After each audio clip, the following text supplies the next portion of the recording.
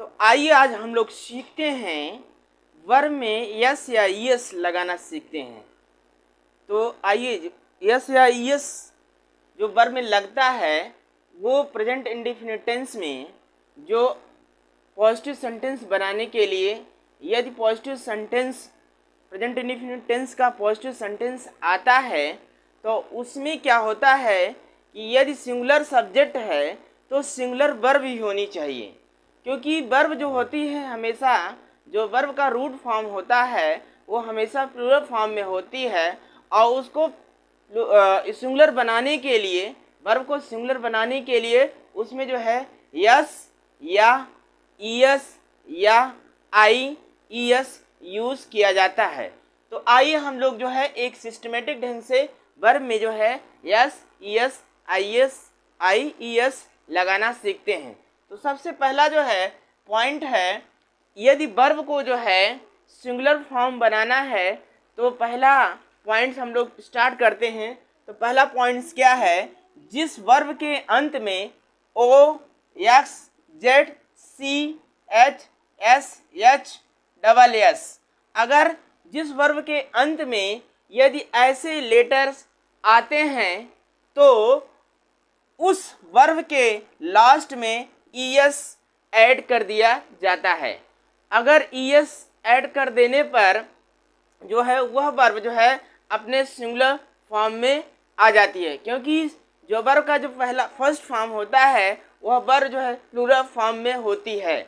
अगर यदि उसमें जो है यस ईएस या आई ईएस ऐड कर दिया जाता है तो वह वर्ब जो है सिंगुलर फॉर्म में हो जाती है। तो पहला पॉइंट क्या है, इस वर्ब के अंत में O X Z C H S H double S आते हैं तो वहाँ पे जो है हम उस वर्ब के लास्ट में जो है ईएस ऐड कर देते हैं, वह वर्ब जो है अपने जो है सिंगुलर फॉर्म में आ जाती है। ठीक है, तो देखते हैं हम लोग एग्जाम्पल के माध्यम से।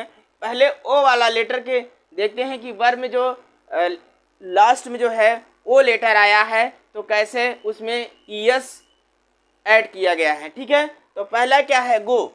गो आता है, गो मीन्स होता है जाना, और गो में जो है ईएस ऐड कर दिया गया है तो क्या हो गया है, गोस। ये फॉर्म जो है, जो ये गो वर्ब है वो अपने प्लूरल फॉर्म में है। अगर इसको सिंगुलर फॉर्म बनाना है तो गो में जो है ईएस ऐड कर दिया गया, क्योंकि बताया गया कि जिस वर्ब के अंत में ओ मतलब ओ आया है, यहाँ पे गो में ओ आया है, इसलिए जो है इसमें क्या जोड़ना है, ईएस जोड़ना है, तो गोस हो गया। अब टैक्स में क्या है, एक्स आया है लास्ट में तो जो है इसमें क्या हो गया है, ईएस ऐड कर दिए हैं तो टैक्सेस हो गया है। अब प्रीच है, प्रीच में जो है सी एच आया है तो सी एच में भी ईएस ऐड कर दिए तो प्रीचेस हो गया। ठीक है, और यहाँ पे एस एच की बात हो रही है तो पुश मीन्स होता है, पुश मीन्स क्या होता है, धकेलना। तो और जो है इसमें एस एच आया है तो इसमें अगर ऐसे लेटर्स आते हैं तो उसमें ईएस ऐड कर दिया जाता है। ठीक है, और एक और देखते हैं एस एच का, डब्ल्यू ए एस एच, इसमें क्या हो गया, वॉसेस। और पनिश मीन्स क्या होता है, पनिश मीन्स दंडित करना, इसमें भी एस एच आया है तो ईएस हो गया। और एक पास होता है, पास होता है उत्तीर्ण होना या पास हो जाना, तो इसमें पी ए डबल एस आया है, वर्ब के लास्ट में डबल एस आया है, इसमें क्या हो गया है, ईएस जोड़ दिया गया है, पासेस हो गया। ठीक है, तो सेकंड पॉइंट हम लोग देखते हैं, जिस वर्ब के अंत में वाई हो और वाई के ठीक पहले कॉन्सोनेंट हो तो उस वर्ब के वाई को हटाकर आई ई एस लगा दिया जाता है। अर्थात जिस वर्ब के अंत में वाई हो और वाई के ठीक पहले कॉन्सोनेंट हो और उस कॉन्सोनेंट किस वाई के पहले क्या हो, ठीक जो है कॉन्सोनेंट है, तो उस वाई को हटा करके या रिमूव करके जो है उस वर्ब के अंत में आई ई एस जोड़ दिया जाता है तो वह वर्ब जो है अपने सिंगुलर फॉर्म में हो जाती है। तो आइए हम लोग देखते हैं इस एग्जाम्पल के माध्यम से इसको जो है कहाँ पे वाई को हटाकर और जो है आई ई एस ऐड किया गया है। तो सबसे पहला एग्जाम्पल देखते हैं, स्टडी में क्या है, लास्ट में क्या है, वाई आया है तो वाई के ठीक पहले कॉन्सोनेंट है कौन कॉन्सोनेंट क्या है? डी।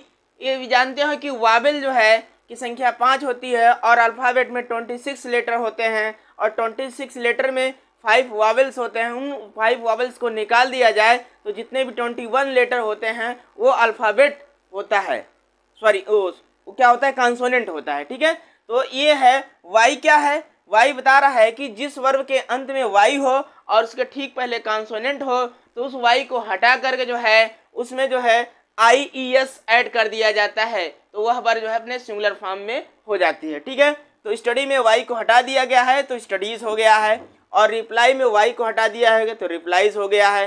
कैरी में क्या है? वाई में वाई लास्ट में है तो इसको वाई को हटा के कैरीज हो गया है, और वेरीफाई में वाई है, वाई को हटाकर वेरीफाइज हो गया है।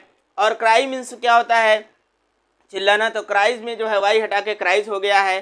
क्वालिफाई में वाई को हटाकर जो है क्वालिफाइज हो गया है।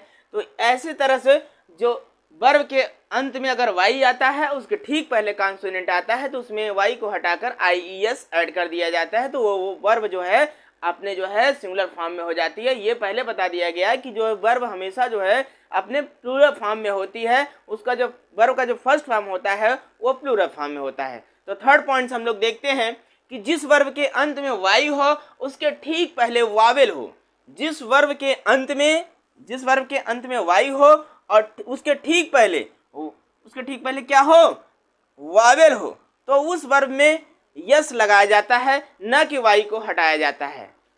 अभी ठीक उसके पहले क्या बताया गया कि जिस वर्ब के अंत में वाई हो और उसके ठीक पहले कॉन्सोनेंट है तो उसमें IES ऐड किया जाता है। और थर्ड पॉइंट में यह है कि जिस वर्ब के अंत में वाई हो और उसके ठीक पहले वावेल हो तो वहाँ पे जो है वाई को नहीं हटाया जाता बल्कि सिर्फ उसमें जो है एस ऐड कर दिया जाता है, तो वहाँ पे वह वर्ब जो है अपने सिंगुलर फॉर्म में आ जाती है।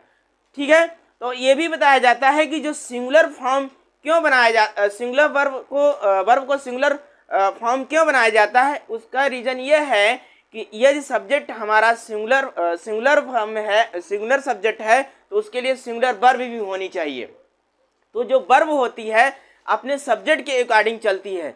यदि सब्जेक्ट हमारा सिंगुलर है तो वर्ब भी सिंगुलर होनी चाहिए, और जो है यदि सब्जेक्ट हमारा प्लूरल है तो वर्ब भी प्लूरल फॉर्म में होनी चाहिए। तो हमें अपने सिंगुलर फॉर्म को सिंगुलर फॉर्म जो है अपने सब्जेक्ट के अकॉर्डिंग बनता है। ठीक है, तो हम लोग ये सीख रहे हैं सिंगुलर वर्ब को कैसे सिंगुलर फॉर्म बनाना है। ठीक है, अब देखते हैं इसके अलावा जो 3 रूल हुए, थर्ड पॉइंट्स जितने भी हुए, इसके अलावा जो भी वर्ब के लास्ट में आते हैं, वर्ब के लास्ट में जो भी लेटर्स आते हैं उसमें सामान्यतः ज़्यादातर जो है यस को ऐड कर देने से वह वर्ब जो है अपने सिंगुलर फॉर्म में हो जाती है। ठीक है, तो आइए हम लोग कुछ मोटा मोटा यहाँ देखते हैं, जैसे EDKNRTL आप लोगों को दिखाई दे रहा होगा कि EDKNRTL ये जो लेटर्स आते हैं किसी वर्ब में जो है, अगर किसी वर्ब के लास्ट में EDKNRTL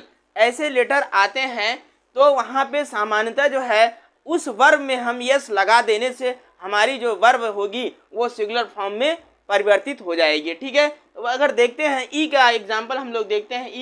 ई का यहाँ पे क्या है? ठीक है,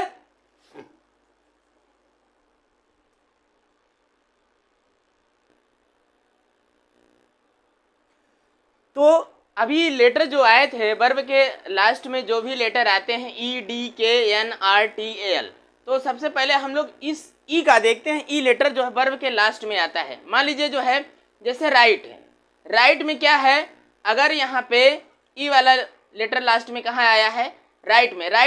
राइट मीन्स होता है लिखना। अगर राइट में हमें सिंगुलर फॉर्म बनाना है राइट का तो इसमें क्या कर देंगे? यस लगा देंगे। ठीक है, अगर डी की बात करते हैं तो यहाँ पे जैसे डिफेंड है, डिफेंड मीन्स क्या होता है? बचाव करना, तो इसमें डिफेंड में सिर्फ है हम क्या लगा देंगे? यस लगा देंगे, तो इस वर्ब जो है सिंगुलर फॉर्म में हो जाएगी। अगर ड्रिंक की बात हो रही है, ड्रिंक के लास्ट में जो है के आया है, अगर इसमें हम यस लगा देते हैं तो ड्रिंक्स हो जाएगा। ये क्या है? अपने सिंगुलर फॉर्म में परिवर्तन हो रहा है।